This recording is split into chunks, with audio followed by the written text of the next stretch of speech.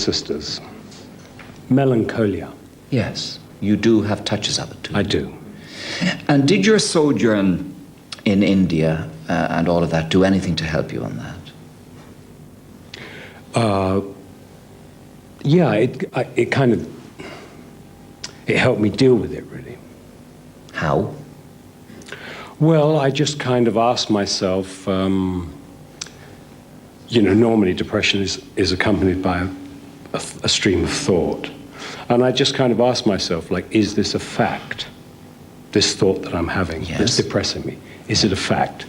And if it wasn't a fact, then I felt that I could just put it aside. But I needed to look at it first. If I didn't look at it, then it just went on like a song that I couldn't get out of my head. The reason I asked you was that I obviously some bits and pieces about you, and you're quoted as saying that you live each day not only as if it were your last, but you are in fact learning how to die, which struck me as an extraordinary thing to say, if you did say that.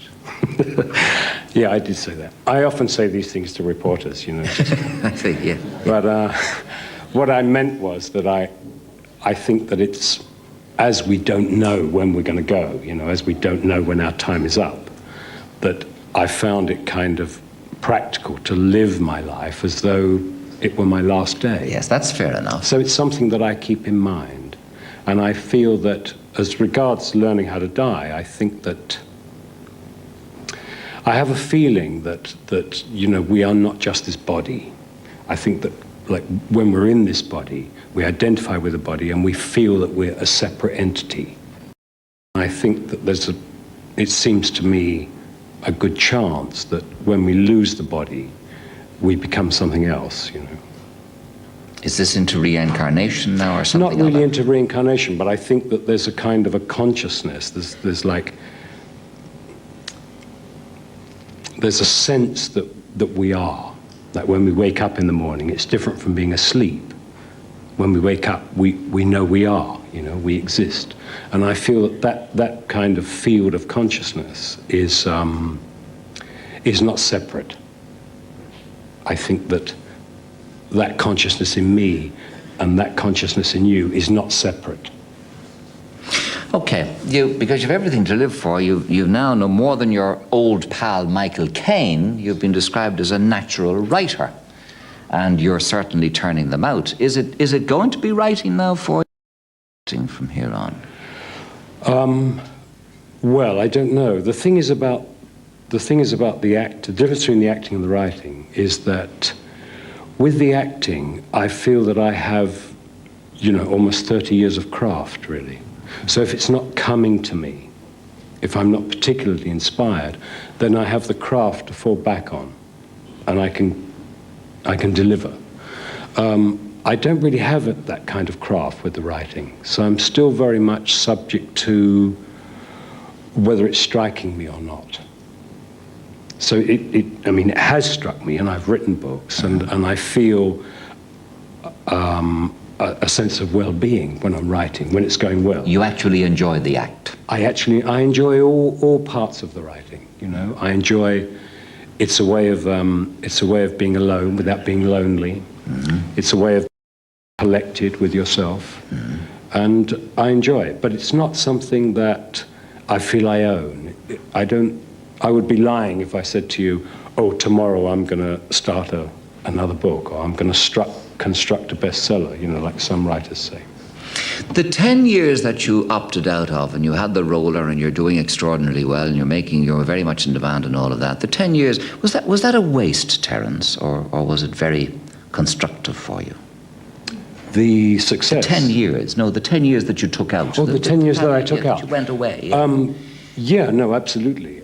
I think that it was a great kind of investment, really, because when I became famous, you know, as a child and being brought up rather poor, yes, then I imagined that I felt kind of happy and unhappy and unprivileged because I didn't have money, because I didn't have clothes, etc. And then when I became well known and had lots of money and had everything, it didn't really answer anything for me. it didn't really give me any kind of permanent sense of satisfaction. The Rolls Royce and the trappings and all of that. Yes. So when kind of, when heartache struck, as it were, all those things didn't help me out. What was the heartache? This was Jean Shrimpton, was it? Yes. Yes. It was Jean Shrimpton. You really loved Jean Shrimpton. Yes. And when I lost her, then that also coincided with my career taking a dip. The 60s was kind of ending. Mm-hmm. I was very heavily identified with the 60s, and so Indeed. I kind of ended with them. And I didn't have all the stuff I had didn't really give me any support. It didn't really make any difference, and that was a big shock. And so the 10 years, which I have to say, I had no idea it was going to be that long. It was going to be 10 years. Yes. I just was kind of, I went in search of something, but of course, when you leave your country of origin, you leave everything familiar. You're in a very strange place where customs are different, you don't know anybody. You are thrown very much on yourself. And then you start seeing the flaws, and then you start seeing maybe the things that are wrong in your life are wrong with you, and they're just reflected outwardly. And so I guess that's something I gained. And though it's easy to say, it was difficult to live. And Jean Shrimpton, we remember her well, a most beautiful, beautiful woman. And you really needed her at that time. And did she go off to marry somebody else? Is that? No, I think she just got fed up with me. Got fed up with you? Yeah. And that was it? Yeah. That was it. And once girls make it, I think what actually happens is I think that if a girl is kind of involved with a guy, and it's not going right, it takes an awful lot for a woman to just decide, I'm going to leave this guy. But once they do, then I think that's it. Then you can't get them back, And has there never been anybody else in your life who meant as much as she did? There have been other people in my Yes, life, indeed. but that was just a particular point in my life. Yes. There was a curious kind of perfection about that relationship, or the timing of that relationship. And well, being young and being in love, that's... Of course, yes. Can't repeat that. Anything occurred to you, Tony? Well, a lot. I mean, Yes. all sorts of questions, because Yes. I'm interested in this issue of what it is that enables people to survive. What do they draw on? And listening to Terence Stamp, he talks about looking inside, drawing on your own reserves and resources. And there being nothing. And there being nothing. Others, if I were asked that, I draw very heavily on my wife and my children, on my connections, on my extended connections. Yes. And I think it's interesting that often I will ask patients or people who come to me in trouble what they derive their supports from in times of crisis, in times of setbacks, such as you've described. But you clearly are someone who has found it possible to be very independent. Well, I think that, if you have a wife and children, what we're talking about is if you are deprived of your wife and children. That's right. Then where do you go? And ultimately, one is in a body. One feels separate. I don't think that it's wise to depend on anything outside of you, because everything outside of you is subject to change. The only thing that is not subject to change is this feeling of being conscious that I remember when I was very small, seeing snow for the first time, going to somewhere new, having this bare feeling of consciousness, which is the same today. If I look at it now, it's the same. So it seems to me that that is the thing that is not subject to change. And in that sense, it's a unique, curious thing that I can't explain, but I'm sure interested in it. But it's a very individualistic view. I mean, I know Eastern psychiatrists who would say that is very much, in a sense, the mark of a Western psychology. Let me give you an example of what I mean. In this culture, many people, certainly I think in in earlier years, many people here would derive a great deal of their sense of rootedness, their sense of themselves, through a complex web of relationships, of parents, children, extended family. It's in a sense, we are surprisingly unaware of the extent to which what you've just described, very individualistic view of existence, has become the preeminent one. And it's one of the problems of present society, that we've got a lot of fractured people seeking meaning from inside themselves, which I think only a few people can manage, and you may be one of the rare ones. Sure, but if, for example, like the world is on fire, right? I mean, there isn't a country where there isn't killing, terrorism, etc. So if I really wanted to do something about that, if I really wanted to do something, if tomorrow I woke up, I thought, I want to do something about this, there is nothing that I can do other than take it upon myself to change myself. Because the world is the individual in a collected sense. I mean, they're all individuals, they're just in a room together. So they look like a crowd.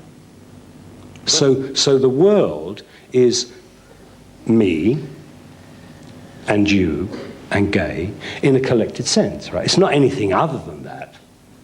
I mean, if we have a box of matches and we tip them out, it's one match, isn't it?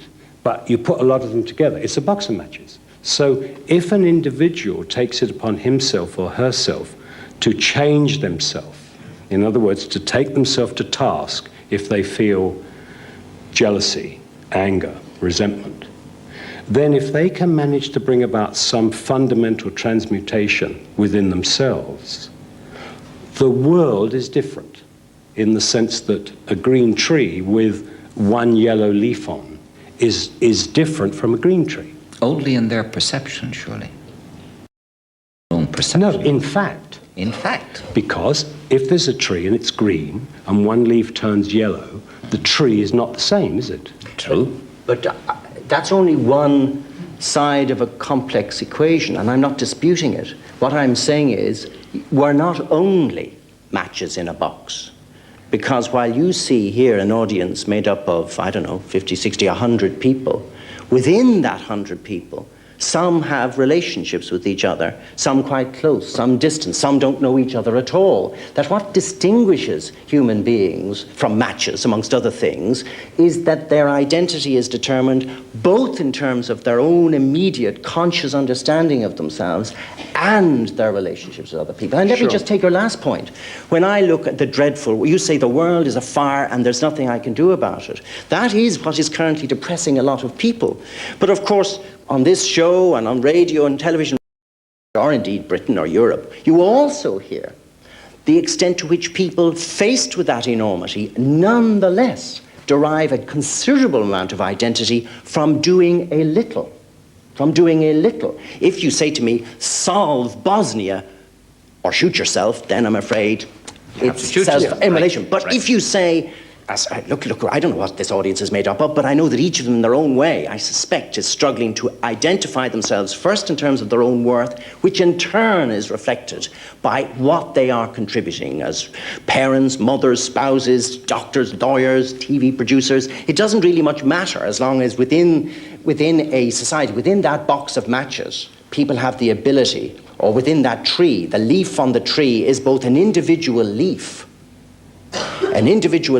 pure, perfect, and individual, but it's also connected to a tree.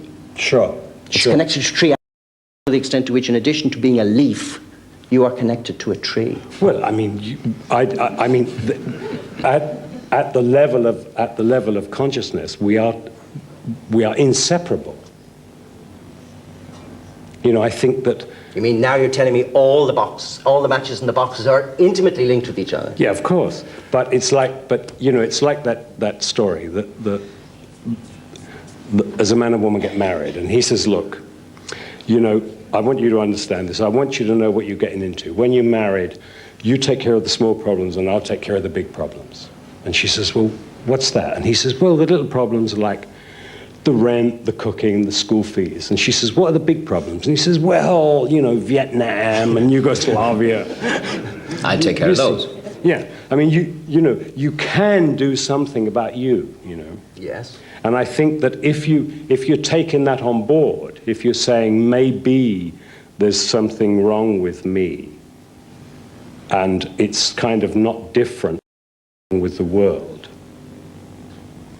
then I can't change the world, but I can do something about me. Okay, what I find fascinating about you, Terence, is that you went through all the heady bits of the 60s. You were into drink and drugs and women, and you sure had some hell of a life. Now you're right back to square one, insofar as I believe you lead a very frugal life and a very simple and straightforward life. Is that not so? And you have eschewed all of that sort of past thing. No, I wouldn't say it's frugal. I mean, I guess it's quite austere compared with what you were doing. What I was doing. Like you don't drink, for example. You're not big into booze anymore. No, I mean, I have a drink occasionally. Sure, but you're not a boozer, and you're... Yeah. And are you vegetarian still? Yeah, well, I reintroduced fish a few years ago. I see, just fish. Yeah. And is this a sort of a rescue operation for the damage that you feel you did to your... Yeah, initially, yeah. I did a lot of, I mean, you know, when you do drugs and you drink, you do damage to your system, you know. And I think if you're somebody you're making part of the way you make your living is on your mechanism. You know, it's how you look, it's whether you're in good shape or not. And that lifestyle started affecting me very negatively. And when I kind of realized this and I decided that I wanted to get straight, there was already damage done. There was damage done, you know, to my digestive system and stuff, and I had ulcers, and I had things that had things wrong with me that I couldn't really cure in a traditional way, you know, by traditional medicine. Mm-hmm. And so I turned to alternative things, and I think now it's a kind of I am healthy, but it's a question of prevention rather than cure. You know, I prevent a lot of illnesses happen because I'm very careful with my body. Do you think you'll ever get or no? Well, somebody asked me that the other day, and I have to say that I think I'm probably past my sell-by date. You know? Although one lives in hope. You know? Yes, and do you feel embarrassed at having been described in the 60s as the most desirable man? It was hard for me to walk on after I heard you say that. But you're getting over it. I'm getting over it. You're getting over it. In 1 minute, could you tell me Terence Stamp, The Night, the novel? In 1 minute, could you tell me what it is? Is it comedic or is it... Yeah, it's meant to be funny. It is meant to be funny, and that's the kind of, the ambiance of it is funny. It's a special night that's very curious, with very curious emanations coming from planets, making people slightly crazy. Giving a very strange ambiance to Britain. And during this night, it's an occasion for two souls, let's say twin souls, that have been together before, that have been searching for each other for lifetimes. And this is the night when they come together. And it's a night when they come together, because of their history together, it's an occasion for them to use this energy and to do something for each other, which they're peculiarly equipped to do because of their long association. So that's the kind of main line. And the support line is just this, how it's affecting everybody else. You know? Yeah, I see. Do you ever see Michael Caine now? Very occasionally. I mean, his life and my life are really different. And a lot of people say, well, he was your great mate. But, you know, I mean, it's just that because Mike and I, what was strange about Mike and I was that we shared a place for years and we both became famous. So we're kind of linked together like gin and tonic, you know. But we're very different now, you know. But whenever I see him, it's nice. But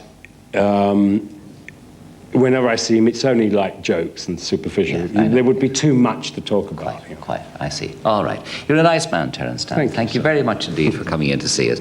And the name of the book is The Night. You are indeed.